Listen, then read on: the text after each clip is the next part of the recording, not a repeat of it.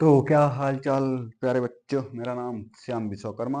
और इस वीडियो में डिटरमाइन करेंगे क्या डिटरमाइन करेंगे। क्वेश्चन ये है कि determine the AP whose third term is 5 and seventh term is 9।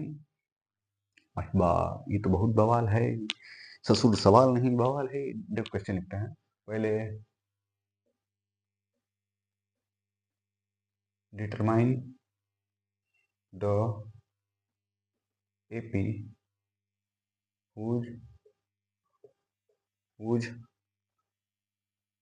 Third term is 5 and the seventh term is 9। कहने का मतलब ये है कि डिटरमाइन करना है वह एपी जो कि जो कि थर्ड टर्म 5 है, सेवेंथ टर्म टर्म 9 है। मान लो कोई एपी है हमारे पास, ऐसे एपी है। तो जो तीसरा टर्म है फर्स्ट सेकेंड थर्ड कितना है, 5 है। First second third fourth fifth six seven, यानी कि सेवेंथ टर्म कितना है, 9 है।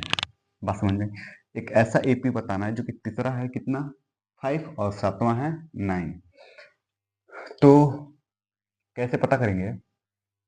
तो सॉल्यूशन में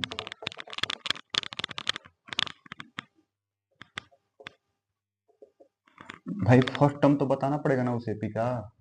डायरेक्ट तीसरा दे रखा है सातवां दे रखा है, पहले नहीं बताएंगे आप, बताना पड़ेगा। तो वही करने जा रहे हैं।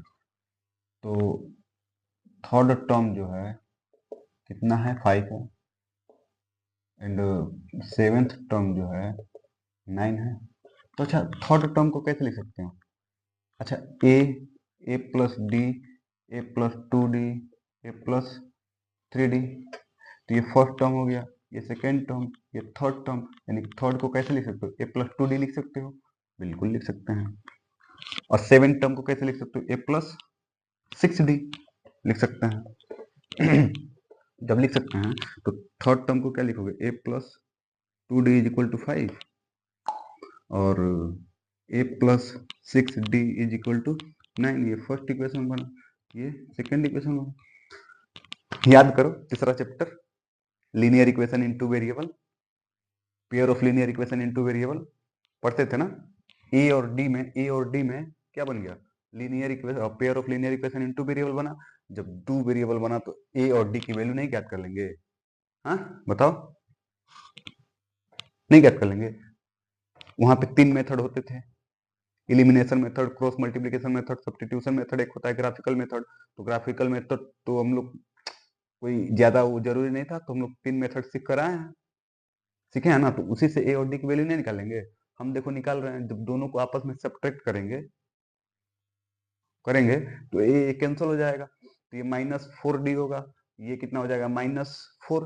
तो डी की वैल्यू 1 आ जाएगी, और ए की वैल्यू इधर इसमें रखेंगे, डी की वैल्यू 1, तो ए की वैल्यू 3 आ जाएगी।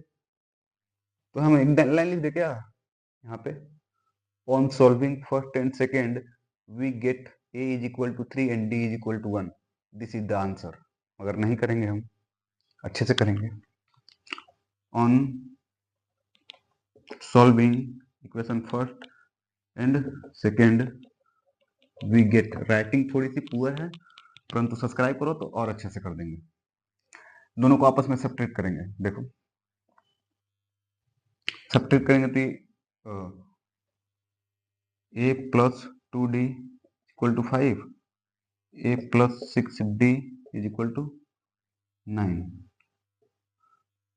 माइनस माइनस माइनस खत्म, -4 डी इज इक्वल टू -4। तो ये गया तो डी इज इक्वल टू 1 आया, डी की वैल्यू 1 आई। अब यहाँ से डी की वैल्यू 1 आई तो यहाँ पे फर्स्ट इक्वेशन में सेकेंड इक्वेशन में रख दें। डी इज इक्वल टू 1 आया तो a plus 2 d is equal to 5 में पुट करेंगे तो d, a plus 2 × 1 is equal to 5। तो a plus 2 is equal to 5, तो ए इज इक्वल टू 3। तो लिख देंगे here a is equal to 3 and d is equal to 1 is the answer. अब देखो जो एपी बन रहा था, ऐसे बॉक्स बनाते हैं पहले,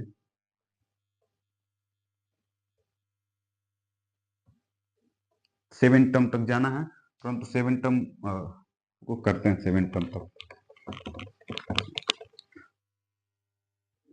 first, second, third, fourth, fifth, 6, 7, 8। इस क्वेश्चन में क्या बोल रहा था? थर्ड टर्म 5 है, यहाँ 5 रखते हैं। Third term, first, second, third, fourth, fifth, six, seventh, और सेवेंथ टर्म कितना है? 9 है। तो फर्स्ट टर्म कितना आया है?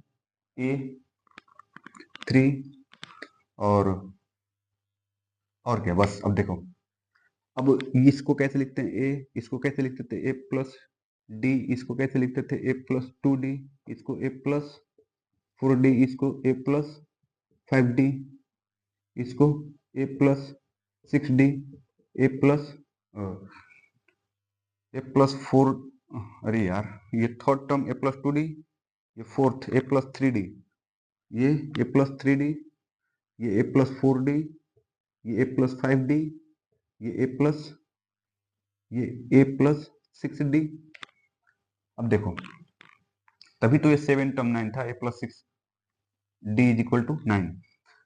ए प्लस डी यानी कि ए कितना आया? 3, और डी कितना आया? तो ये कितना हो जाएगा? और 3 और 1 4। अब देखो यहाँ पे ए कितना है? 3, और डी कितना है? 1, 3 3 6। अब आगे देखो, ए प्लस 4d यानी कि 1 और 3 7। अब देखो आगे, डी की वैल्यू 1 आई है, डी की वैल्यू 1 आई है, तो डी की वैल्यू 1 पुट करेंगे तो 5 और 3 8, ये 9, ये 10, ये एक केपी बना कि नहीं? 3 4 5 6 7 8 9 10 एपी बना ना? एपी बन गया। ठीक है, तो बन गया। तो एक काम करो, चैनल को सब्सक्राइब करो यार। थोड़ी सी वीडियो बनाने में बहुत मेहनत लगती है, क्योंकि ऑन द कैमरा रियलिटी ये है कि ऑन कैमरा पढ़ाने में जो प्रॉब्लम्स होती हैं वो हम जानते हैं कि ऑफलाइन पढ़ाने में नहीं होती हैं। कभी कभी अपने सांसों को रोकना पड़ता है। तो चैनल सब्सक्राइब करो। तो ये एपी बना, तो ऐसे हम क्या करते हैं, डिटरमाइन हमने कर दिया, ये एपी है। ठीक है, थैंक यू सो मच।